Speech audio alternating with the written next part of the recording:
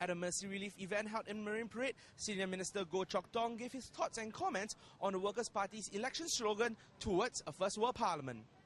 One is the opposition will take out a shotgun, just fire away, hoping that one of the bullets may hit an issue which will resonate to the public.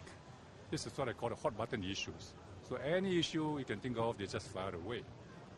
A second trend which I can see is the populist issues.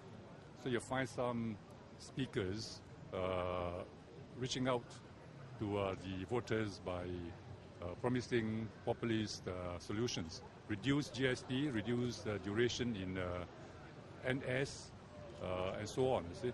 Generally populist sentiments. Third, which is a bit more serious, and this is the Worker Party's strategy. That's talking about a First World Parliament. So First World Parliament is a powerful slogan. But what is the First World Parliament? So I took the liberty of checking up on the definition on Google. Because in Google you can find anything. Then lo and behold, there were only two references to First World Parliament.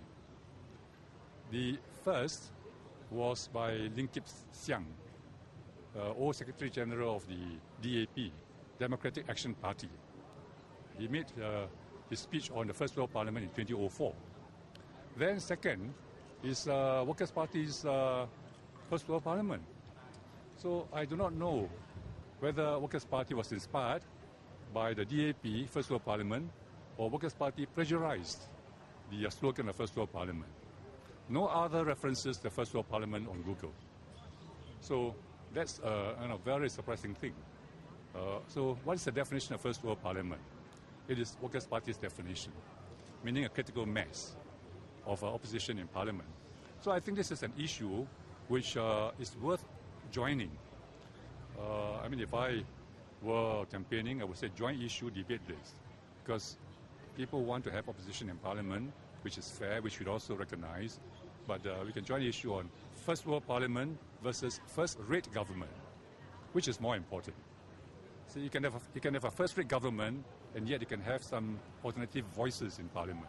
Because by definition, First World Government, according to opposition party, LWP, is a critical mass of opposition in Parliament. By that definition, almost every parliament in the world is a First World Parliament. That includes Zimbabwe. That includes Myanmar. But that excludes Singapore. So I laugh at that. Is that a First World Parliament by definition? So that is too simplistic. Just having opposition, is a First World Parliament. I think that's nonsense. And the main thing is Google has got no hit whatsoever on First World Parliament. The term doesn't exist. So it's just absurd. And more importantly, it's copied from somebody else, not original. So you think it's actually copied from... I think so. Are they so clever as to come up with a slogan? Well, they have to prove to me that they did not copy it. SM Goh went on to define what a first-rate government is. First-rate government is a government which produces results. First, it's got a vision. It must be able to deal with challenges. And then, most importantly, able to serve the interests of the people. Let's talk about economic growth. Can that first-rate government generate economic growth? It's not to emphasize growth per se. It is to emphasize creation of jobs. Without growth, there will be no jobs for the people. Then the kind of society that you want. Then in terms of giving people a voice in Parliament, do they have a voice in Parliament? If the Parliament consists of nothing but one party, then you can have a first-rate government, but Parliament is a bit weaker. So we have over the years tried to evolve a system which allows the PAP to win elections overwhelmingly, and yet you have voices which are against the PAP in Parliament. Opposition National Solidarity Party has said that they want to hold SM Goh accountable for the policies he made during his tenure as Prime Minister. Well, I think my response is a simple one. In 1991, I fought my first battle as Prime Minister. I won 61% of the votes. 61% of the votes. Then I put in place certain policies. In 1996, I won 65% of the votes. Then in 2001, my last election as Prime Minister, I won 75% of the votes. So I already have been scrutinized by the voters and have accounted for my actions in Singapore. Well, as simple as that. So, of course, as I said, they must take a shotgun and fire away. But I have already accounted for my time in Parliament to all Singaporeans. But so they are going on this argument that your policies eroded and corrupted Singaporeans' social values, social moral values. Well, then where have they corrupted? You see, I stood for, as I said in my speech just now, for a society of distinction. I've always spoken about a kinder and gentler society. I have graciousness as a very important theme of my agenda in Marine Parade. And of course, at the ages, I would agree that moral values of Singapore today are very different from the past because they evolved. Can you go back to the very conservative, puritanical values of the old days? That's not Singapore anymore. But we've got to safeguard moral values. That I agree totally. But the erosion, my fault, or is the society changes? And despite my wish, you can't stop it. So it's a good point for debate.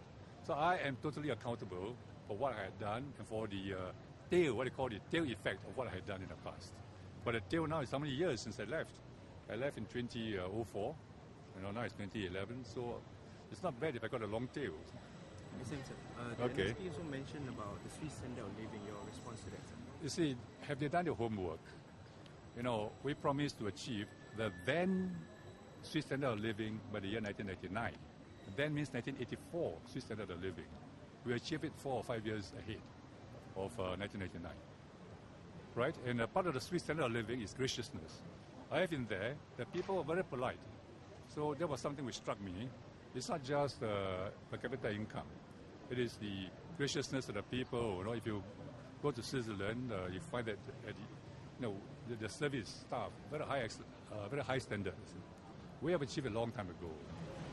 Can you respond to opposition comments that PAP has become more arrogant and also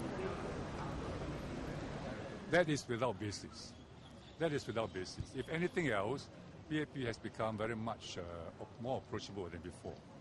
PAP was never arrogant, but PAP, maybe in the past, there were issues to be resolved, and of course there was no time to consult people and actions that we taken.